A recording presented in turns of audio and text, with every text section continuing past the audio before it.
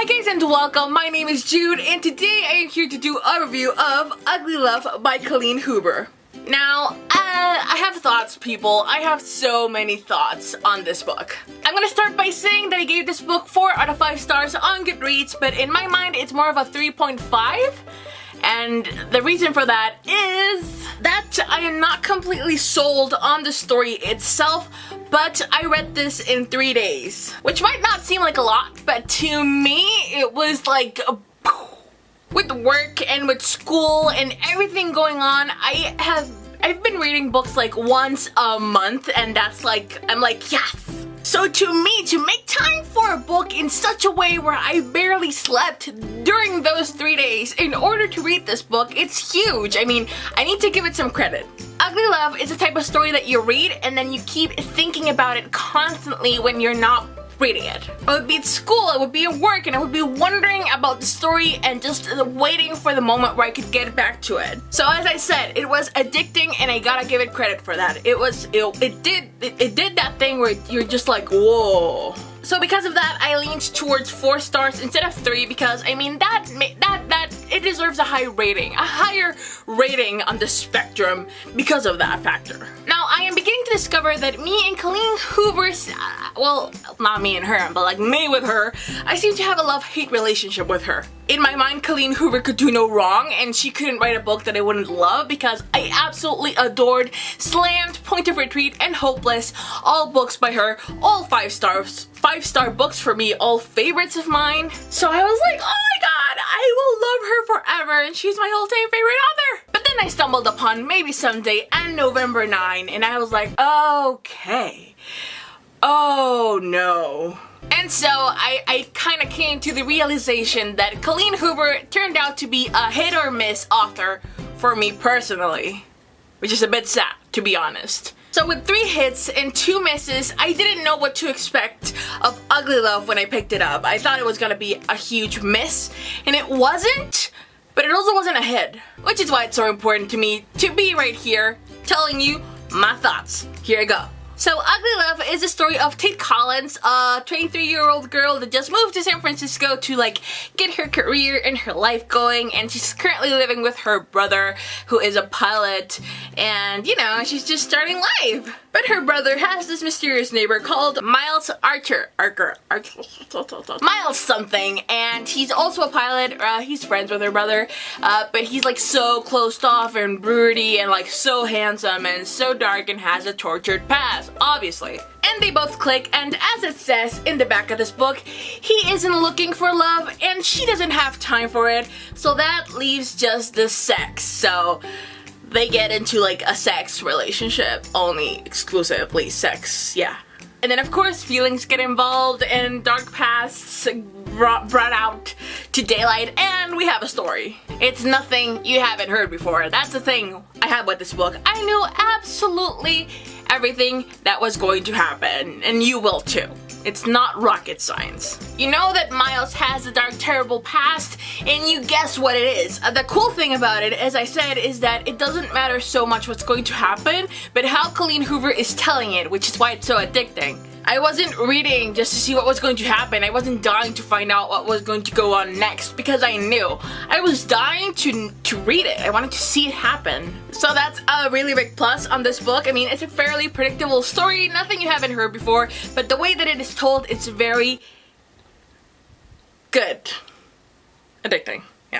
It's a very cliched love story in that sense of the word, that it's a sort of like sweet, innocent girl falling for the bad, dark, moody guy with tortured past, and she's trying to save him in a way. So yeah, it's nothing new. And it sounds like all the ingredients that like a good love story should have, but I'm becoming a lot more critical of the love stories that I read, and I mean, I'm a big feminist, and I have been reading a lot about how sexism is sort of like wired into our brains in very unconscious ways, and now I don't accept things so blindly. So that critical thinking really came into play when I was reading this book. Because, for one, Miles treated Tate like shit, like real shit. He was so mean to her, and he was just a bad guy for her. And I get that he had a troubled past, but she put up with a lot of crap that she shouldn't have to have put up with in the book. Like, just out of self-respect, she should have stayed away from him from the moment this book started. And I was reading a lot of things and I was like, that's not romantic, that's abusive. And that's not him being tortured, that's him being an asshole towards you. So that was a bit hard for me, and I was conflicted because I was rooting for them, but at the same time I was like, in real life, this would be unacceptable. Because sure, the dark, terrible thing happened to him, but that doesn't justify his conduct towards Tate. It explains it, but it doesn't justify it. And another thing that I noticed is that when there's trouble sparking up here, because of course there's trouble, because they're both falling for each other in their only sex relationship, she's like so alone and so hurt and dealing with everything just herself and Miles. And I realized that Tate had no friends. She was literally alone. There are no other girls in this novel apart from someone that's from Miles' past. But apart from that, there's no women here. There's no girl-on-girl support.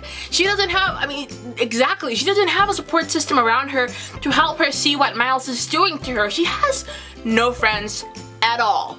I mean it. So her whole life was basically centered around Miles. And I mean, as far as a female character goes, her whole story and her whole life in this part is just a guy. I would have loved to see Tate have a personality of her own, have her own life, and Miles be a part of it. Have her have some friend support, something, you know, a life outside of Miles, and she didn't have that. Miles did have friends. He had friends that taught sense into him, like real friends, not just the elevator clerk. That's another character in there. It just made for an uncomfortable experience for me. As I said, I've become a lot more unforgiving on regards of love stories and female characters, and I want to read about strong female leads, and I didn't feel like I got that from this book. It's no 50 Shades of Grey or Twilight, like, don't get worried. It does venture off into that area of tortured love, but it's not full-on bullshit. But I definitely felt like Tate was just like a very bland character that mainly focused on boys. It says that she doesn't have the time for love because she's focused on her career, but we don't see that ever. So overall, like, if I'm being like completely critical about this whole situation and how he was a shitty lover and how she didn't have a life and she was very much a very weak female character, I would give this like 1 star or 2. But still, it was really entertaining, and if I try not to judge it too harshly, it was a fun novel. It was a fun time. I give it 4 stars. I mean, it was addicting. But I can't not be critical of it, because I would love to see entertaining novels with stronger leads and with much more interesting storylines than this one. So I gave it 3.5. The 3.5 coming from the fact that it's a very intense story and that you want to know what happens. But it's nothing new. It's the same story of a girl falling for a boy, of a girl that her life is just a boy.